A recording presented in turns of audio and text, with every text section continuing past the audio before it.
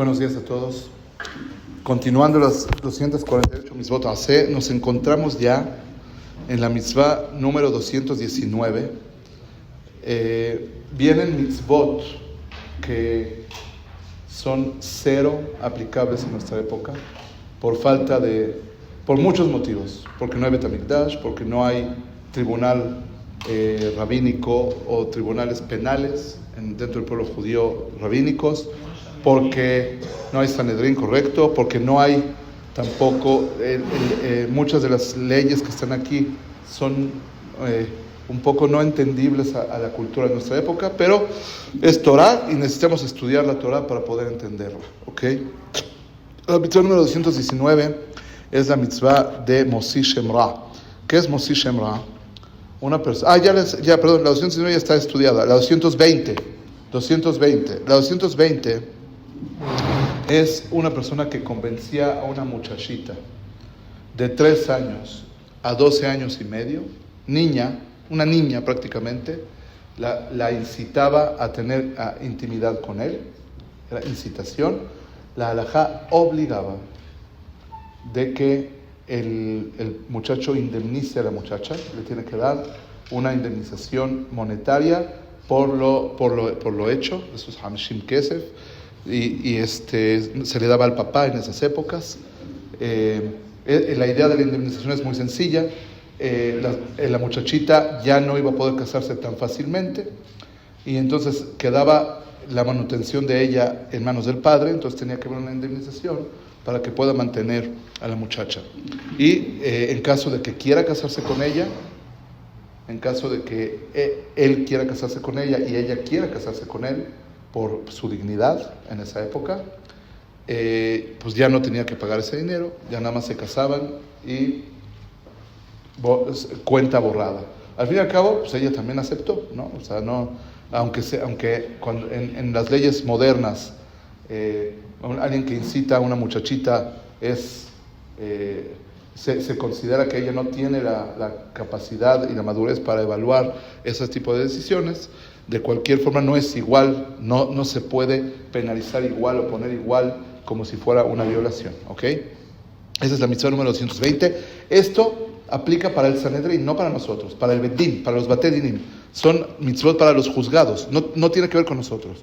Es algo que tiene que implementar el juzgado. La mitzvah número 221 es una mitzvah complicadísima. Aquí sí les pido que ustedes me lo expliquen a mí, yo no se las voy a explicar a ustedes. Yo me pongo de su lado, les voy a decir cuál es la mitzvah, ¿está bien?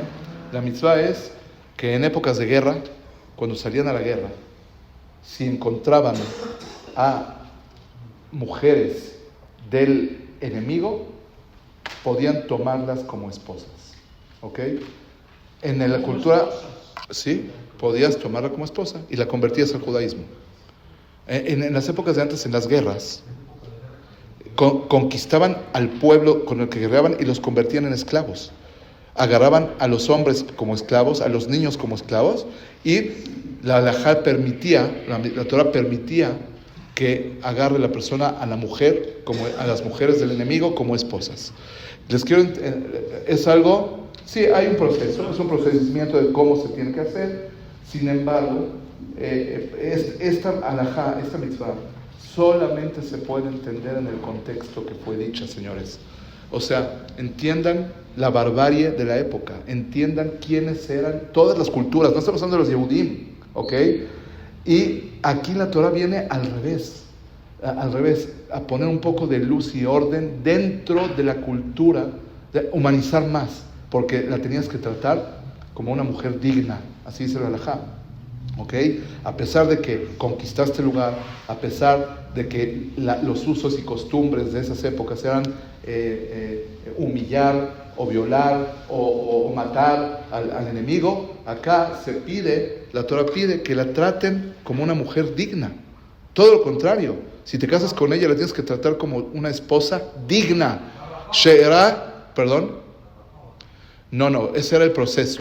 Era un proceso, pero para que pase del pueblo donde estaba a tu pueblo, ¿me entiendes?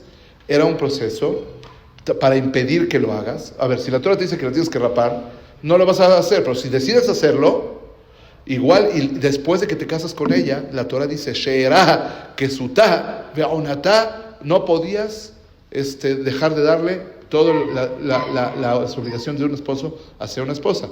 Obviamente, lo vuelvo a repetir y lo repito y lo repito, nosotros estamos viendo con ojos del siglo XXI, del siglo XX, estamos en otro nivel, y quiero que sepan, en otro nivel moral y en otro nivel ético, y quiero que sepan que la Torah misma tiene intención de que la persona se eleve en esos niveles éticos y morales 100%, solamente que en el contexto que la Torah habló, para mover a la gente de un lugar donde estaban, pedagógicamente tienes que ir moviendo poco a poco a la gente.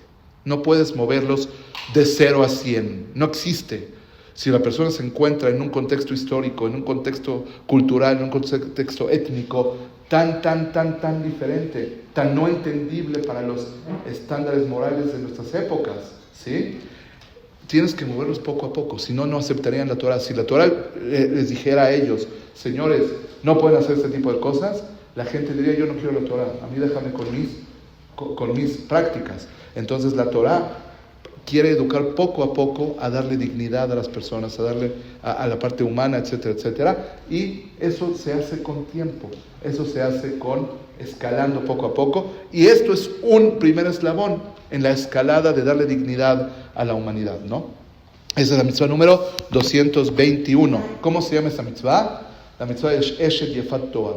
La mitzvah de Yefat Toar, en pocas palabras, era que las personas en época de guerra podían, si decidían tomar alguna mujer del enemigo como esposa, lo podían hacer, de acuerdo a la ley judía, pasando por un proceso que tenían que hacerle a la mujer.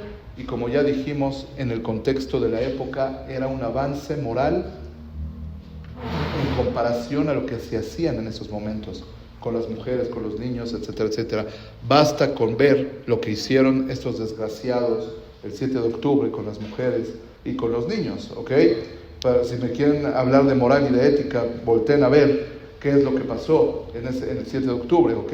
Y aquí es todo lo contrario. Aquí, en el contexto que se dio, era un avance cultural, un avance humano, más que cultural, en todo este tema. Baruch Adonai Le'olam, amén, ve amén.